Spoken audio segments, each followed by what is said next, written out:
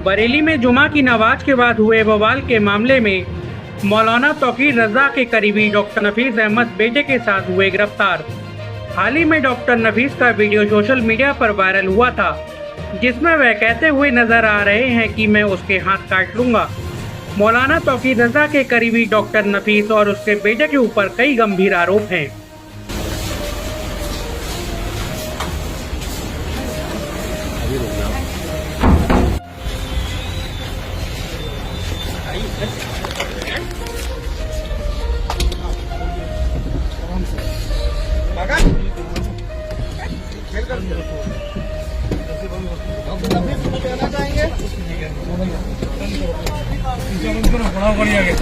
किसने गिरफ्तार किया था उसको आप लेके जाओ। नफीस कुछ बोलोगे? नफीस कुछ बताओगे? नफीस कुछ क्या अपडेट है? कितने और आरोपी गिरफ्तार हुए हैं अभी तक? 26 सितंबर को थाना कोतवाली क्षेत्र में जो घटना घटित हुई थी, उसमें कल तक पुलिस के द्वारा 73 अभियुक्तों को गिरफ्तार करके जेल भेजा गया था। आज टोटल 8 अभियुक्तों को पुलिस के द्वारा गिरफ्तार किया गया है, जिसमें 2 अभियुक्त पुलिस मुठभेड़ के दौरान थाना सीबीगंज की टीम के द्वारा गिरफ्तार किए गए हैं। इसके अलावा 6 अन्य अभियुक्त हैं, जिसमें थाना कोतवाली के द्वारा डॉक्टर नफीस खान पुत्र अब्दुल वहीद और फरमान खां पुत्र नफीस खां, ये 2 अभियुक्त गिरफ्तार किए गए हैं। और थाना बारादरी पुलिस के द्वारा शान, मोहम्मद नदीम, रिजवान, अमान हुसैन और ताजिम, ये लोग गिरफ्तार किए गए हैं।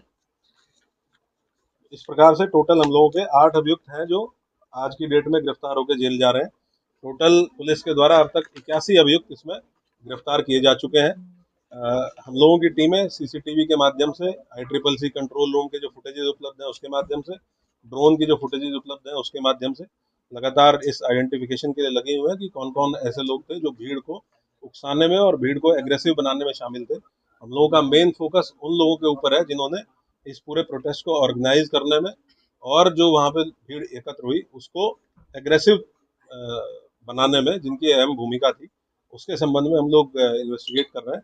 जो भी और लोग इसमें इस तरह की भूमिका में प्रकाश में आएंगे, हम लोग उसके खिलाफ कार्रवाई करेंगे। सर, ये जानकारी मिली कि जो नमाज का टाइम था वो भी बदला गया था, पहले क्या था, किस तरह से चेंजिंग की गई थी, क्या कहते किया गया था? ये सुबह जब वीडियो अपील जारी हुई उसके बाद नमाज का समय चेंज करते हुए अक्रॉस द सिटी 1 बजे कर दिया गया था। और उसके यही अपील भी अलग अलग व्हाट्सएप ग्रुप्स के माध्यम से की गई थी। 1 बजे के बाद नमाज पढ़ने के बाद लोग 2:30 बजे नौमेला मस्जिद पे इकट्ठा हो और वहाँ से इस्लामिया ग्राउंड कूच किया जाएगा, जो कि अगेन जो मैंने पहले भी बताया आपको कि एक सिंगल पॉइंट था इस्लामिया ग्राउंड, जहाँ पहुँचने के लिए लोगों के द्वारा अपील की गई।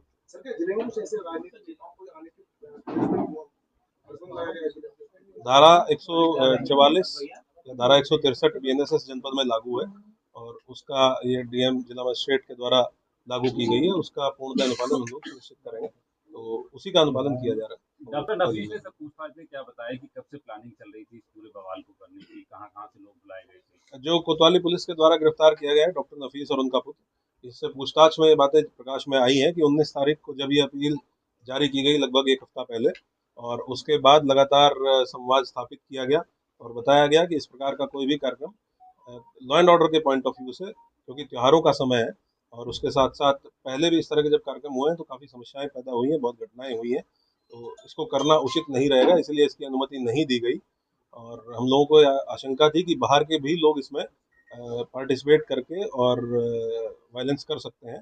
ये सारी चीज़ें बताई गई, उसके बावजूद भी जब ये नहीं किया गया तो पहले दिन जो ये डॉक्टर नफीस है, इसका लड़का फेसबुक पेज है जो IMC का, उसको संचालित करता था। ये बात इनसे पूछताछ में सामने आई है और उसी फेसबुक पेज पे वही अपील जिसको नदीम ने भी शेयर करने के बाद 2 घंटे बाद कहा था कि ये मेरे साइन नहीं है, उसी अपील को डॉक्टर नफीस के लड़के, जो दूसरा अभियुक्त है आज जो पकड़ा गया है जिसका नाम है फरहान, इसने IMC के ऑफिशियल जो फेसबुक पेज है उस पर पहले अपलोड किया और प्रशासन को गुमराह करने के लिए उसका स्क्रीनशॉट शेयर किया प्रशासन के साथ रात के समय, और फिर थोड़ी देर बाद ही उसको फेसबुक पेज से डिलीट कर दिया। सर, अभी तक जांच कहाँ तक पहुंची और कितना अभी वक्त लगेगा पूरा एकदम तस्वीरें भी साफ होने में? अभी तो समय लगेगा क्योंकि हम लोग अभी इन्वेस्टिगेशन कर रहे हैं और अरेस्टिंग इंश्योर कर रहे हैं। उसके साथ साथ अलग अलग टीमें, उसके साथ साथ जनपद में त्यौहार का समय है तो हम लोग लॉ एंड ऑर्डर ड्यूटीज़ में भी काफ़ी फोर्स हमारी एंगेज है, बाहर से भी काफ़ी फोर्स लगी हुई है। और जैसे जैसे हम लोग डेली बेसिस पे शाम को आपके साथ सारी प्रोग्रेस शेयर करते हैं, जो भी गिरफ्तारियां हुई, पूछताछ में क्या बातें प्रकाश में आई, और जो भी नई चीजें प्रकाश में आती हैं उसके बेसिस पे इन्वेस्टिगेशन को आगे बढ़ाया। ये नंबर तो आपको जब इन्वेस्टिगेशन कंप्लीट हो जाएगी तभी दे पाएंगे कितने लोग, लेकिन डेफिनेटली जो अब तक गिरफ्तार हुए हैं, बाहर के लोग कितने थे इसमें, बाहर के? अभी तक हम लोगों ने जो आज भी 2 व्यक्ति पुलिस मुठभेड़ में पकड़े गए हैं वो जनपद शाहजहांपुर के रहने वाले थे, जिसमें पूछताछ में पता चला है कि नदीम खान जो जेल गया है, जो जनपद शाहजहांपुर का रहने वाला है, उसके द्वारा इनसे संपर्क स्थापित किया गया था। और बाकी भी हम लोग पता कर रहे हैं, हम लोग सर्विलांस के माध्यम से भी। तो पश्चिम बंगाल और बिहार के कितने लोग हैं इसमें?